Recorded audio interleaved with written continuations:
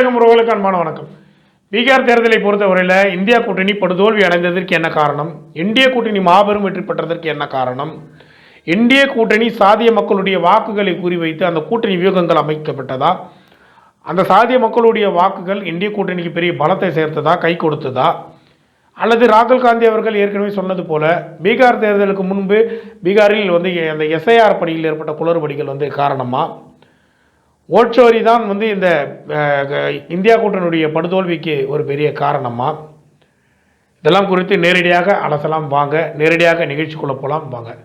அதாவது பீகார் தேர்தலை பொறுத்தவரையில் 200 தொகுதிகளுக்கு மேலாக வெற்றி பெற்று அந்த மாநிலத்தை தன்வசப்படுத்தி இருக்கிறார்கள். ஐக்கிய ஜனதா தளம் நிதிஷ்குமார் அவர்களுடைய தலைமையிலான அந்த கூட்டணி இப்பொழுது ஆட்சி அமைக்கும் என்று பேசி வருகிறார்கள். நிதிஷ்குமார் அவர்கள் முதலமைச்சராக விரைவில் பதவியேற்பார் என்று தெரிவித்து வருகிறார்கள்.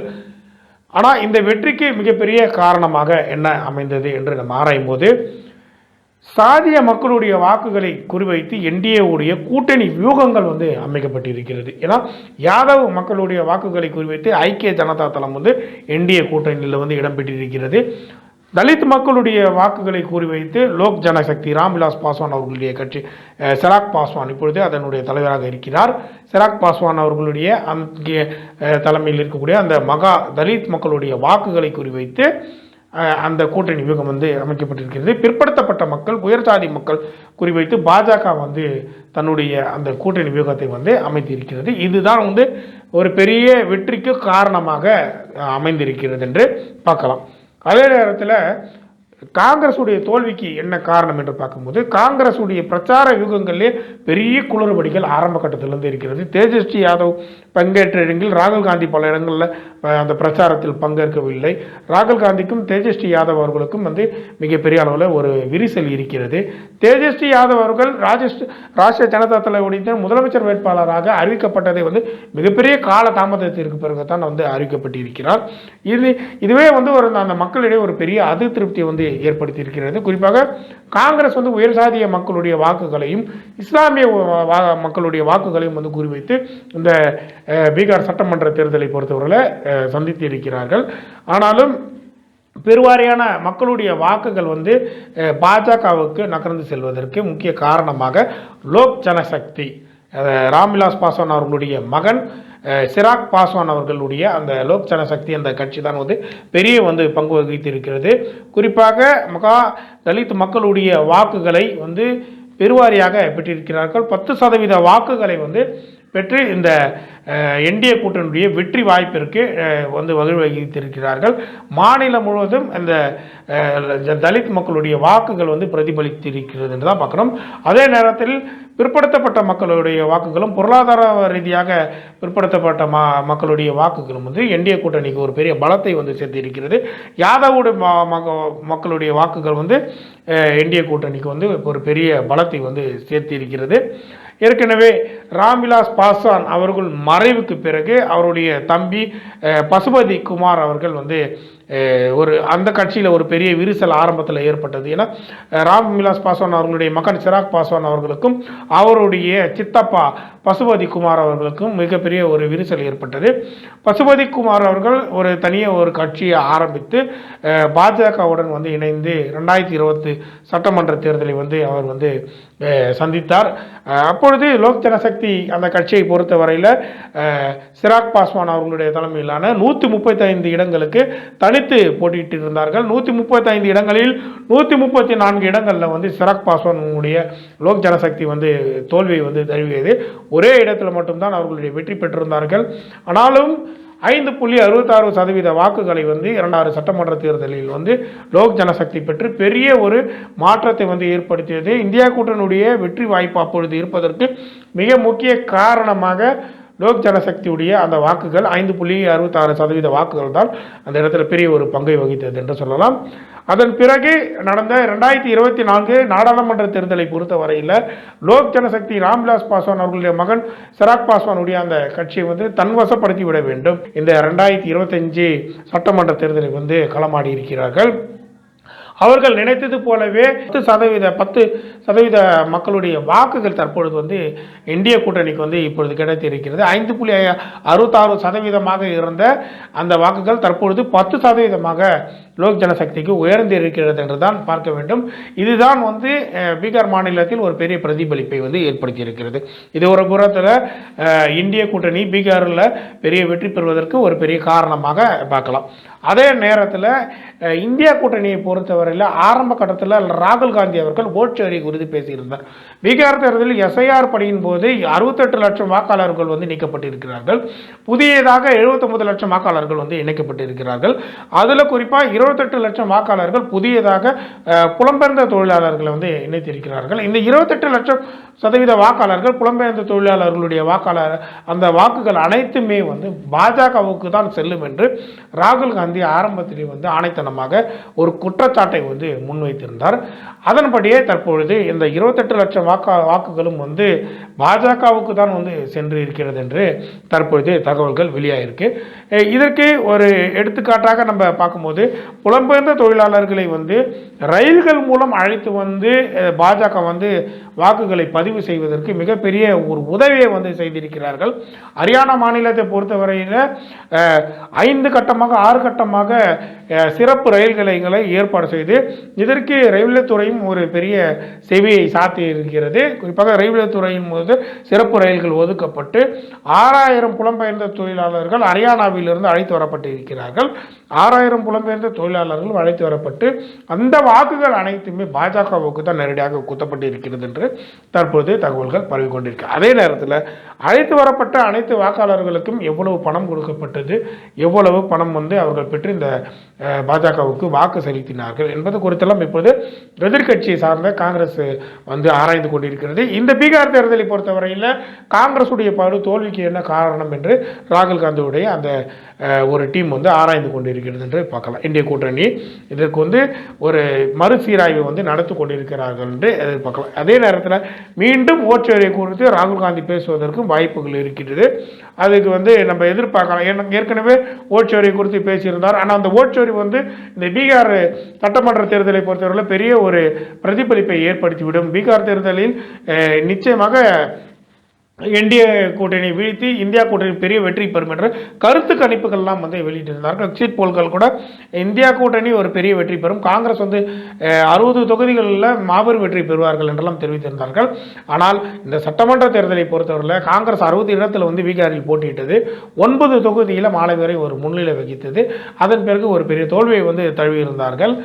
இந்த பெரிய ஒரு தோல்விக்கு மிகப்பெரிய காரணமாக அமைந்தது காங்கிரஸுடைய அந்த பிரச்சார யூகங்கள், காங்கிரசுடைய தேர்தல் அறிக்கைகள், இவ்வாறு நிறைய குளறுபடிகள் இருக்கக்கூடியதை சொல்லலாம். ஐக்கிய ஜனதா தளம் வந்து நிதிஷ்குமார் அவர்களுடைய தலைமையிலான அந்த தேர்தல் அறிவிப்புகள் வந்து எப்படி இருக்குன்னு பார்த்தீங்கன்னா, அங்கே பீகார் மக்களுக்கு 10,000 ரூபாய், அந்த மகளிர்களுக்கு சுயமாக தொழில் துவங்குவதற்கு அந்த 10,000 ரூபாய் வந்து ஏற்கனவே அவர்களுக்கு வந்து அறிவிக்கப்பட்டு அதை வந்து அந்த மக்களுக்கு வந்து கொடுத்திருக்கிறார்கள்.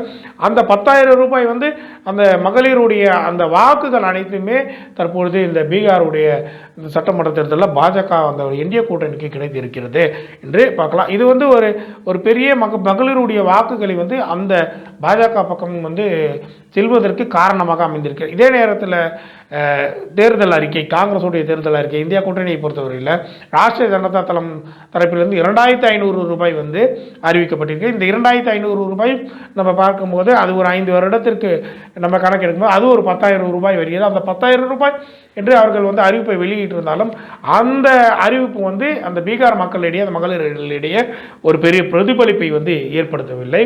இதெல்லாம் வந்து ஒரு பெரிய குளறுபடியாக இருக்கக்கூடியது பார்க்கலாம். ஏற்கனவே தேர்தல் நடைபெற்ற போது ராகுல் காந்தி அவர்கள் வெளிநாட்டில் இருந்தார். வெளிநாட்டில் இருந்து அந்த தேர்தல் நடக்கக்கூடிய அந்த பணிகளை வந்து அங்கிருந்தே கொஞ்சம் மேற்கொண்டிருந்தார். தேர்தல் உடைய வாக்குகள் தற்பொழுது எண்ணப்படும் போது கூட ராகுல் காந்தி அவர்கள் ஐரோப்பாவில் இருக்கிறார். அவருடைய தங்கை வந்து பிரியங்கா காந்தி அவர்கள் நியூயார்க்கில் இருக்கிறார் என்ற தகவல்கள் வெளியாகி இருக்கிறது. அப்படி பார்க்கும்போது இந்த தேர்தலை பொறுத்தவரையில் இந்தியா கூட்டணி படுதோல்வி அடைவதற்கு காங்கிரஸுடைய கூட்டணி வியூகங்கள் மிகப்பெரிய காரணமாக அமைந்திருக்கு. காங்கிரஸுடைய கையாடல்கள் இந்த கூட்டணியில் செல்லுபடியாகவில்லை என்று தான் பார்க்க வேண்டும். ஏற்கனவே இந்த கூட்டணிக்குள்ளே இருக்கக்கூடிய பல பிரச்சனைகள் இதற்கு முக்கிய காரணமாக அமைஞ்சிருக்கு என்று சொல்லலாம். தேஜஸ்வி யாதவ் அவர்களை பொறுத்தவரையில் மாபெரும் ஒரு பெரிய மக்கள் படையோடு தான் இந்த தேர்தலை சந்தித்திருக்கிறார். இஸ்லாமிய மக்களுடைய வாக்குகளை குறிவைத்து தான் இந்த தேர்தலை கையாண்டு இருக்கிறார்கள். 35 இடங்கள் தான் வெற்றி பெற்றிருக்கிறார்கள். மாபெரும் தோல்வியை தழுவியிருக்கிறார்கள். இதற்கு என்ன காரணம் என்று நம்ம ஆராயும் போது குறிப்பாக இந்த எஸ்ஐஆர் பணியின் போது ஏற்பட்ட குளறுபடிகள் நிச்சயமாக இந்த பீகார் தேர்தலில் ஒரு பெரிய பிரதிபலிப்பை ஏற்படுத்தி இருக்கிறது. இப்போ ராஷ்டிரிய ஜனதா தளத்துடைய அந்த முதலமைச்சர் வேட்பாளராக தேஜஸ்வி யாதவ் அவர்கள் அறிவிக்கப்பட்டதே மிக மிக காலதாமதம். இந்த காலதாமதமே அந்த பீகார் மக்களிடையே பெரிய ஒரு அதிருப்தியை ஏற்படுத்தி இருக்கிறது. ஏன்னா அவர்கள் அந்த தேர்தல் அறிக்கையில் கொடுத்திருக்கக்கூடிய நலத்திட்ட உதவிகள் மிகப்பெரிய அளவில் கவன ஈர்ப்பை ஏற்படுத்தவில்லை, மக்களிடையே பெரிய ஒரு ஈர்ப்பை ஏற்படுத்தவில்லை என்றுதான் பார்க்க வேண்டும். இதுதான் இந்த தோல்விக்கு மிகப்பெரிய ஒரு காரணமாக அமைந்திருக்கு. அதே நேரத்தில் காங்கிரஸ் தலைவர் ராகுல் காந்தி அவர்கள் ஏற்கனவே மகாதேவ்புராவில் 1,250,000 வாக்குகள் போலி வாக்குகள் பதிவு செய்திருக்கிறார்கள். ஹரியானா மாநிலத்தை பொறுத்தவரையில் பல வாக்குகள் போலி வாக்குகள் பதிவு செய்யப்பட்டிருக்கிறது. சில ஒரு 10க்கு 10 ரூம் உள்ள வீட்டில் 80 வாக்காளர்கள் கொடுக்கப்பட்டிருக்கிறார்கள். வீட்டு முகவரிகள் 0வில் இருக்கிறது. பல்வேறு குற்றச்சாட்டுகளை ராகுல் காந்தி ஏற்கனவே வெளியிட்டிருந்தார். தற்போது இதற்கான இந்த பீகார் தேர்தலில் இதே மாதிரியான ஒரு குளறுபடிகளும் ஏற்பட்டிருக்குமா, போலி வாக்குகள் பதிவு செய்திருக்கிறார்களா, வாக்கு திருட்டு நடைபெற்றிருக்கிறதா, இதெல்லாம் ஒரு மிகப்பெரிய ஒரு மறுசீராய்வை காங்கிரஸ் ஏற்படுத்தி ஆய்ந்து கொண்டிருக்கிறார்கள். விரைவில் இதற்கான ஒரு முடிவுகளை விரைவில் காங்கிரஸ் தலைவர் ராகுல் காந்தி அறிவிப்பார் என்று எதிர்பார்க்கலாம். இது எப்படியோ இந்த பீகார் தேர்தலை பொறுத்தவரையில் பாஜக வெற்றிக்கு மிகப்பெரிய காரணமாக அமைந்தது சாதிய மக்களுடைய வாக்குகள் தான் காரணமாக இருக்கிறது என்று பார்க்கலாம்.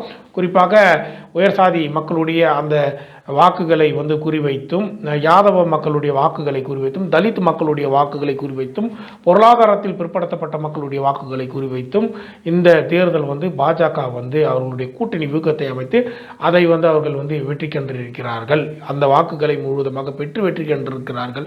இதுதான் ஒரு காரணமாக அமைந்திருக்கும் பார்க்கலாம். இதுவே தமிழ்நாட்டில் ஏற்படுமா? இந்த நிலை தமிழ்நாட்டில் ஒரு பெரிய பிரதிபலிப்பை ஏற்படுத்துமா? பீகார் தேர்தல் தமிழ்நாட்டில் பெரிய பிரதிபலிப்பை ஏற்படுத்துமானா அது நிச்சயமாக இருக்காது. ஏன்னா இங்க தலித் மக்களுடைய வாக்குகள் அனைத்துமே பாஜகவுக்கு எப்பொழுதுமே எதிராகத்தான் இருந்திருக்கிறது. இந்த வருகின்ற 2026 சட்டமன்ற தேர்தலும் அதற்கு விதிவிலக்கல்ல. நிச்சயமாக தலித் மக்கள் எப்பொழுதுமே பாஜகவுக்கு எதிராகத்தான் செயல்பட்டு கொண்டிருக்கிறார்கள். தலித் மக்களுடைய ஒரு வாக்கு கூட பாஜகவுக்கு செல்லாது என்பதுதான் பார்க்க வேண்டும். குறிப்பாக பாஜகவை பொறுத்தவரையில் தமிழ்நாடை பொறுத்தவரையில் ஆரம்ப கட்டத்திலிருந்து ஒரு எதிர்ப்பு அலை தான் வீசி வருகிறது. பாஜக எந்த வழியிலும் கால் ஊன்ற முடியாத ஒரு நிலை ஆரம்ப கட்டத்திலிருந்து இருக்கக்கூடியதை பார்க்கலாம். இப்பொழுது தமிழகத்தை பொறுத்தவரையில் 4 முனை போட்டி இப்பொழுது தயாராகிவிட்டது. ஒரு புறத்தில் இப்பொழுது தமிழக வெற்றி கழகத்தின் தலைவர் விஜய் அவர்களுடைய அந்த கட்சி மிகப்பெரிய ஒரு பிரதிபலிப்பை இந்த 2026 சட்டமன்ற தேர்தலில் ஏற்படுத்தக்கூடும் என்பதை எதிர்பார்க்கலாம். நிச்சயமாக பாஜகவுடைய அந்த ஜாலங்கள் தமிழ்நாட்டை பொறுத்தவரையில் எடுப்படாது என்று தான் பார்க்க வேண்டும். ஆனாலும் அமித்ஷா அவர்களை பொறுத்தவரையில் ஆபரேஷன் தமிழ்நாடு என்று ஆரம்பித்து விட்டார்கள். ஆபரேஷன் அடுத்ததாக தமிழ்நாட்டில் மிகப்பெரிய ஒரு வெற்றியை பெற வேண்டும் என்று பாஜக தன்னுடைய அந்த கூட்டணி வியூகங்களை விரிவுபடுத்தி வருகிறார்கள். பொறுத்திருந்து தான் பார்க்க வேண்டும் தமிழக மக்களுடைய அந்த முடிவுரை எப்படி இருக்கிறது, யாருக்கு மிகப்பெரிய அளவில் ஆதரவாக செயல்பட போகிறார்கள், எந்த கட்சியை தேர்ந்தெடுக்க போகிறார்கள் என்பதை நாம் பொறுத்திருந்து தான் பார்க்க வேண்டும்.